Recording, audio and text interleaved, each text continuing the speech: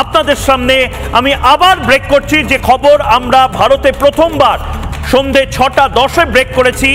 আবার যারা রাত 8টার সময় টেলিভিশন সেটের সামনে এসেছেন তাদেরকে এই মুহূর্তের সবচেয়ে বড় খবর আপনাদের সামনে, আধার কার্ডের সঙ্গে ভোটার আইডি কার্ডের সংযুক্তকরণ, অর্থাৎ লিঙ্ক। ভোটার কার্ডের সাথে আধার কার্ডের এবার লিঙ্ক করতে হবে। ভুয়ো ভোটারদের দিন শেষ।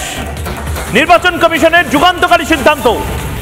নির্বাচন কমিশন এবং স্বরাষ্ট্র মন্ত্রকের যে বৈঠক ছিল আজ এপিক কার্ড এবং আধার কার্ডের লিঙ্কিং নিয়ে, তাতে বড় সিদ্ধান্ত। এবার আধার কার্ড এবং ভোটার কার্ড লিঙ্ক করার পথে ভারত। কমিশন এবং স্বরাষ্ট্র মন্ত্রকের বৈঠকে এই সিদ্ধান্ত নেওয়া হয়েছে, কাগজ না দেখানোর দিন শেষ।